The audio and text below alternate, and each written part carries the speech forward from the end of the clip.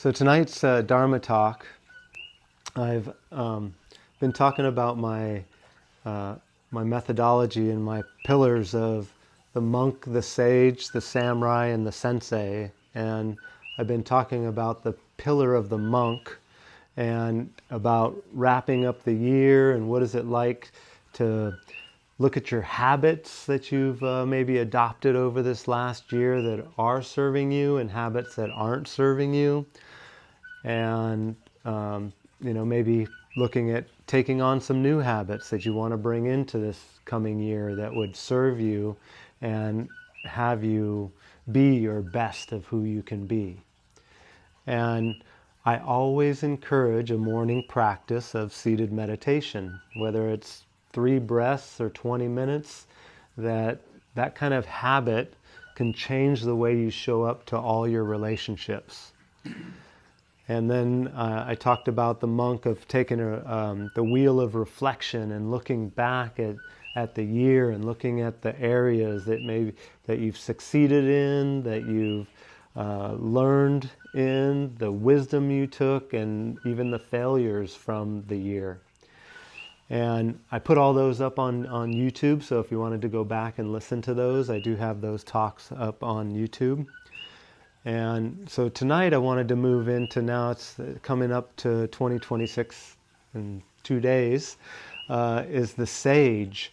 And the sage for me is the pillar of deep listening, and that listening to your hara or your gut instinct, and like what do you want to create, or who do you want to be by this time next year? And through the practice of Zazen, through the practice of seated meditation, you actually get to start to listen to what your body wants, what your internal guidance system wants to have you do or create. And most people only create from their thinking. And the idea that you can sit quietly and listen to your body of like, what is that soft whisper telling me I should do, or what direction should I go? And can I actually start to either give it a voice and be able to articulate it, even write it down on paper of this is who I want to be by next year.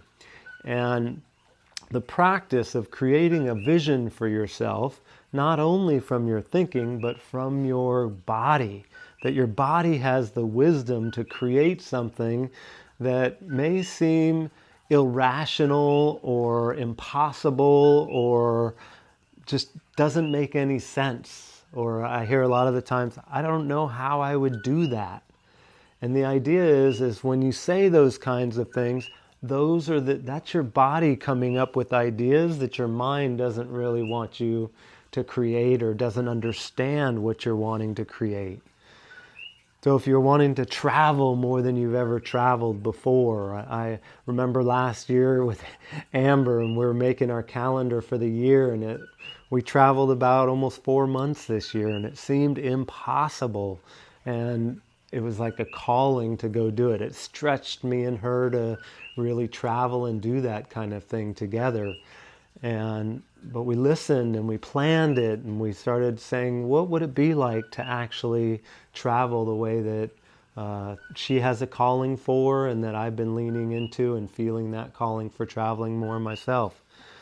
And so I do this a lot with businesses, and my 4 arenas is work legacy, your spiritual practice, your body, and relationships. And think if you could set a vision for each one of those arenas where you could go, what do I want my body to be like in a year? And like nutritionally, am I putting the things I want in my body? Am I eating the way that I want to eat? Am I going to the gym, or am I training or going for walks, challenging myself? I challenge myself. I'm doing a triathlon this year. I've never done one like this traditional triathlon. And so it's super edgy for me to really do that for myself. And I'm like, ooh, it's scary, and I know it's going to benefit me by training like this in this 50-plus-year-old body. And so to do that then in your relationships, to go, what would I want to create in relationships? I remember a couple years ago that I didn't have this type of relationships with people that I have with most of you in here. And I was getting called to develop these relationships and going to the gym, and Dexter and Katie just been really phenomenal to have the relationships I have with both of you, and develop the kind of relationships that I get to be in. And Michael's going to the gym, and we're getting to see you there, and I'm having these relationships locally that I've never imagined I could ever have, but I was feeling a calling for it. And so it stretched me to go to the gym on a regular basis and say, I'm going to know everybody's name in there. And my mind is like, you suck at names. What are you doing? Don't do that. Stay in your little bubble. And so I just keep going, and I keep going, and I say, what's your name? What's your name? What's your name? Over and over and over. And now it's like, I know everybody. And if I don't know, I'm the first one to ask. And so the sage is listening to the wisdom of your body to stretch into areas that your mind may not understand, and go for it. And so what's that? You don't need to have the answer, but I just want to pose the question for you, is that through sitting, you're training yourself to not be identified by your thinking, and learn to listen to your body to actually guide you to move forward. When you don't know how to do it or don't know what to do, this knows, and you can trust it, and you can follow it.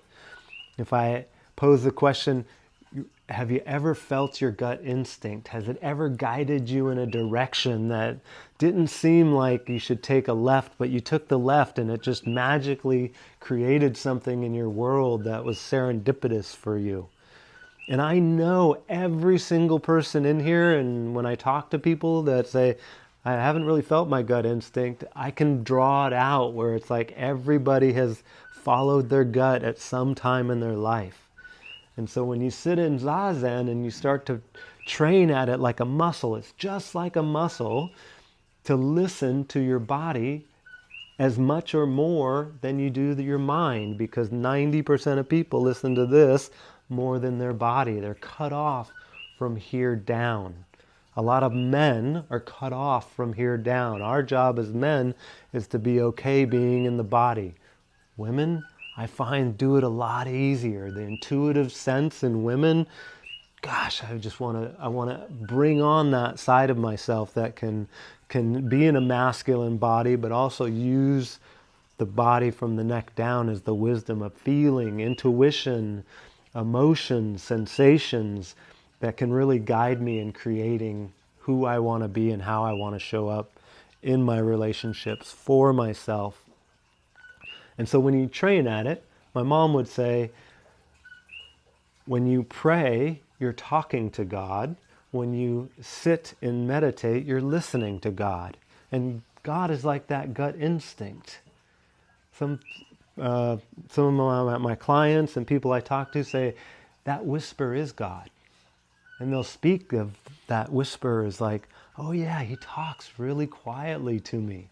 And so I say, okay, let's listen to him every once in a while. It's great to pray and great to acknowledge your relationship with him with voice, but what's it like to sit still and let your mind do its thing and go, I wonder what he has to say? And get really quiet in your body and let yourself listen. Sometimes you may not hear anything, but there's a lot going on that hearing isn't done through the normal ways that people think.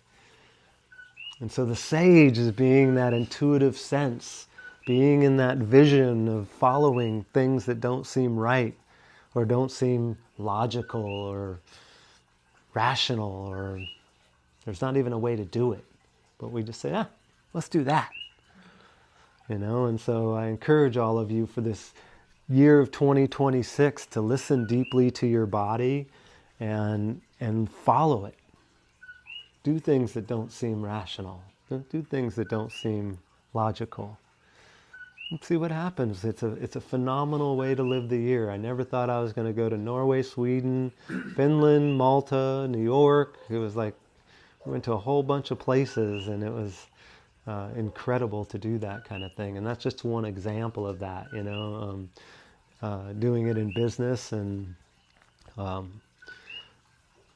doing it in business. One of the things, and I'm really proud of this, is last night, thank you, Amber and Susie, helped create the Dojo X meditation manual. And so there's an actual meditation of what I talk about in the beginning that you can download a manual of how to meditate. And so that in the beginning of the year was just something I wrote on my top 3 things of having something like that to offer people, to give it away to people so that it can encourage the practice. So, when you are at home, you can go, oh, look, you can print it out, and it explains exactly step by step how to do what we're doing right here. And so that was just one of those dreams that I didn't know how to, or what I was doing, or how it was going to come into manifestation. And even up until the day before the end of the year, I was like, it's not getting done. And then it was like, it happened.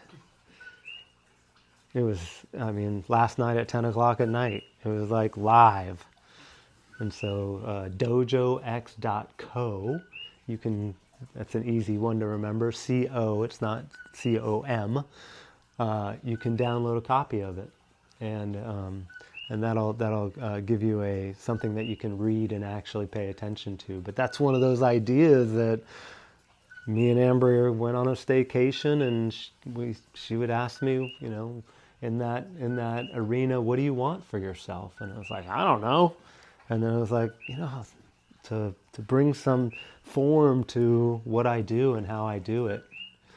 And so that came out of that. So from traveling to doing that kind of stuff in business, you can do anything. Just let yourself be in dreamy goodness, as Jen Bowers would say, one of my clients and good friends. Jen, I love her. Dreamy goodness. Let yourself dream from the gut. Not only from the mind. The mind's great and it can have cool ideas, but man, what would you do if you did something different next year that you never did before, right?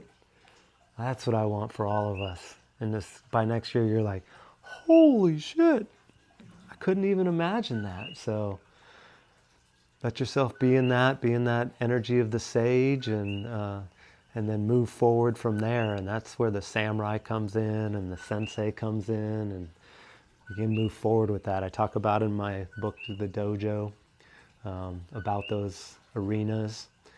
And just as a reminder, all these talks are on YouTube. So if you want to go back and see all the rest of the talks that we've done for the year, you're more than welcome to. And then I put the hour-long sitting. So if you're wanting some encouragement to do a seated meditation, you got a 20-minute, a Dharma talk, and a 10-minute meditation at your fingertips.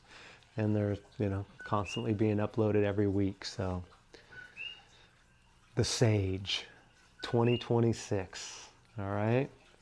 And let's all create something that's a little outside of the norm of your own comfort zone. So thank you so much for being here. I look forward to, Dexter, seeing you next year. Huh? That's scary. Right? We'd say, are we going to see you next year? That's in 2 days next year. So, and then next week, same time, same place. You're more than welcome to bring a friend. When we wrap up tonight, we're going to do a 10-minute meditation to finish off tonight's Sangha, or meditation group.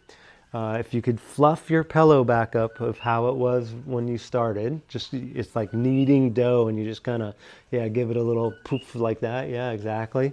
And then if you get any lint on your zabuton, if you could just dust that off and just leave them. I love sitting in the morning when I can sit with, it's like all of you are here with me, and I get to sit with all these in place, and then I'll put them away. And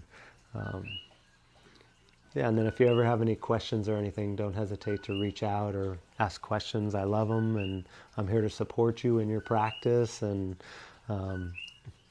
if you ever need anything, I'm here for you. So, all right.